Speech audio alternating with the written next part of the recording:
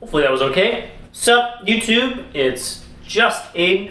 I'm gonna do a Masterclass series video today. This one is about Peter Steiner, who is not Austrian or German, as you would assume from his name and how he looks, but is from northern Italy.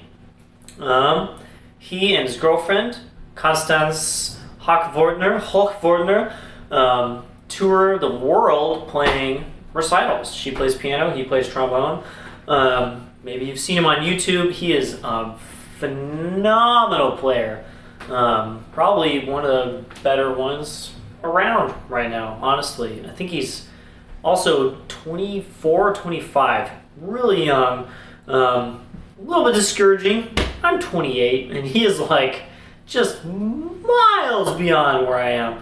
But let's go over what he said. I've had the pleasure of seeing him in recital now 3 times in the last 3 months. I saw him in Germany in December, and then I saw him 3 days ago, and then I saw him 2 days ago. Do the same recital every time. I also saw Masterclass yesterday. So, and I interviewed him for our podcast Downstream. So, had a whole bunch of time around him. Got to know his playing, reasonably well for someone who's only seen him play 3 times.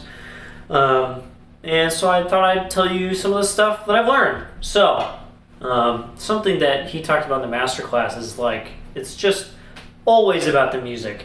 A lot of times we trombone players kind of get caught up in the instrument, the trombonistic things, like trying to make things clean, playing all the right notes, playing in tune, playing with good slide technique, all that kind of stuff. Yes, those things have to be there. But you have to get to the next level after that, and you have to make music, or else, no one's going to listen to you. He has a unique perspective on this, I think, because he literally just plays for people for a living, by himself, with a pianist, with his accompanist. And a lot of us don't do that. I've done recitals, I've played with piano, I've performed in front of people by myself, but I don't make a living doing that. I usually do it with a group. And it's a lot easier to make music in a group when you have stuff written out for you and you can kind of follow what people are doing. When you're by yourself, if you're not making music, then people don't like it, and then he doesn't have a job anymore. He's not doing recitals like he is now. So he has a very a good perspective on that I think not a ton of people have. Some people have it.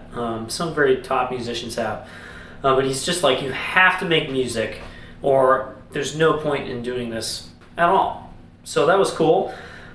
I don't disagree. I think I've heard that many times now, but just coming from someone who has so much experience, like he has done so far in the last calendar year, so from last February until now, he has done 130 recitals, and he does about that many every year. So, he's got the bona fides to back it up.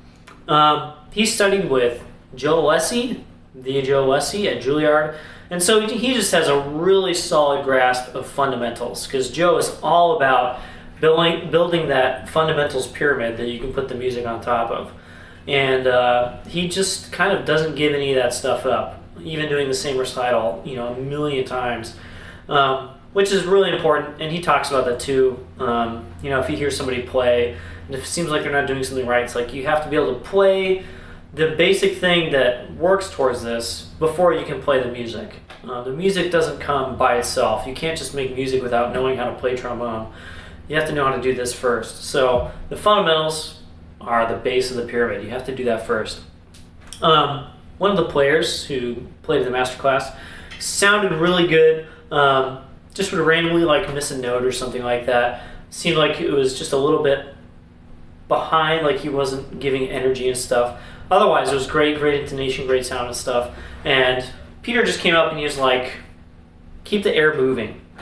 You're playing a long line.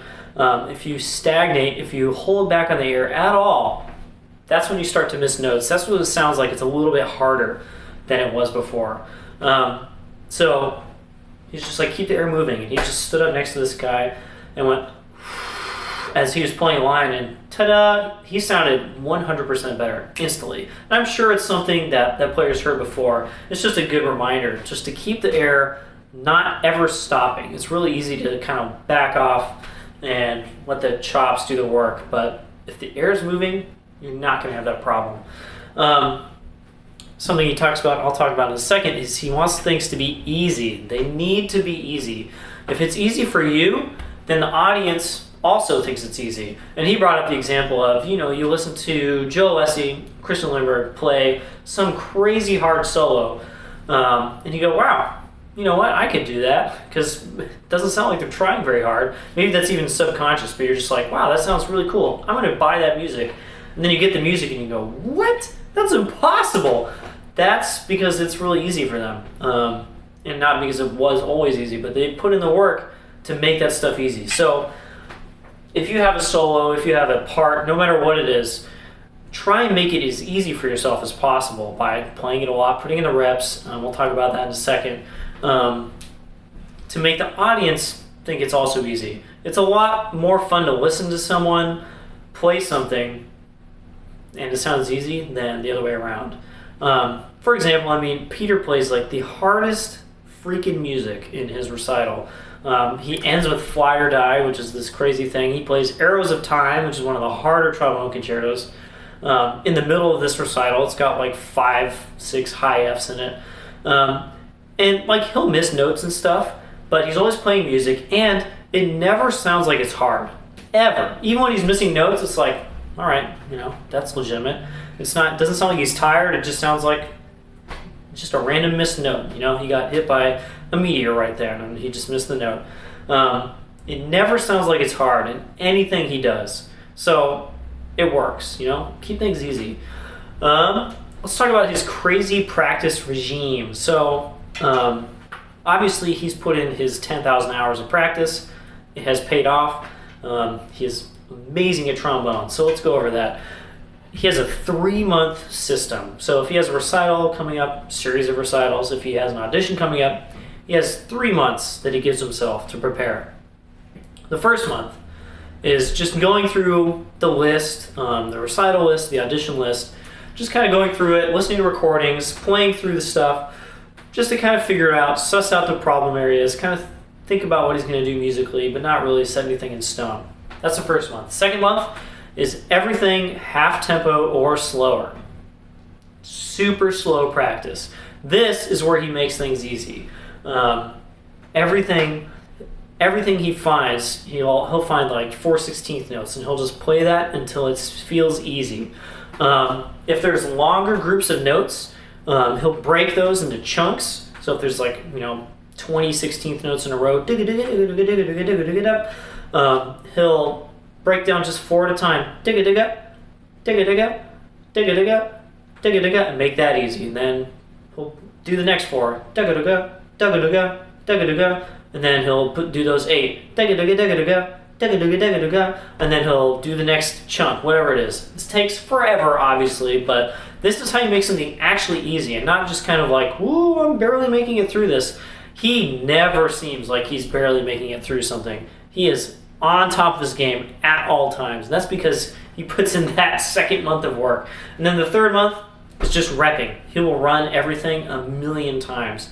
For example, the recital I just saw him play, which is actually the last time he's playing it, his tour is over, he was playing that in the month leading up to this series 6 times a day, every day. He'd run the entire recital. When he auditioned for Vienna Philharmonic, he would run the entire list for the audition 6 or 7 times a day. Every day for a month before the recital. And this just basically means one recital, one running of the audition list is no big deal at all. You do it 7 times a day before that, and you get to the day and it's just like, well, that's the first time I played today. Rather than, oh God, I have to run a recital, it's going to be so hard. So obviously he's put in a ton of work to get to this level, and it's something you pretty much have to do to play the level he does. I think even on a day like yesterday, 2 days ago I guess, where I saw him do a recital, I think he ran the recital at least a couple times before I saw him, plus some practice, plus warming up, plus a masterclass. I mean, he plays a lot, and it shows. So about his practice, he only practices for 45-minute chunks because he read a study that basically said your brain can only really focus at 100% for about 35 minutes. And he's like, well, I have to play for longer than 35 minutes in a row, so I will practice for only 45-minute chunks. 45 minutes is also about half of his recital. So he'll play half a recital, and then he has, a 10-minute intermission, he comes back out, plays another 45 minutes. So that kind of lends itself to what he does really well. And I think probably to what a lot of us do. So basically, he does not ever practice for more than 45 minutes in a row. Take a break, he'll come back, do 45 minutes again.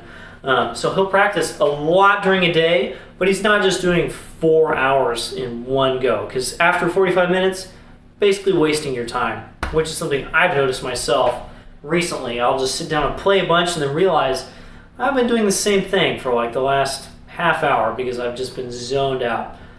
I really like this one. I'm going to start doing it myself. I talked about relaxation. He relaxes hardcore.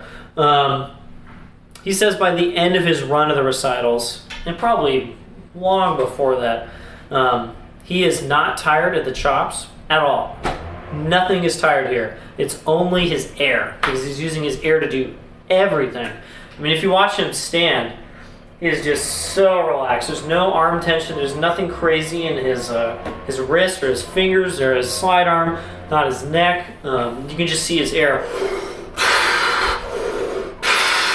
And the 20th time you hear him play a high E above, 2 octaves above the staff, like an hour into his recital, you're like, yeah, he's probably not using a lot of face. He just uses his air for everything. And you basically can't do that until you're totally relaxed. So that's obviously something he does.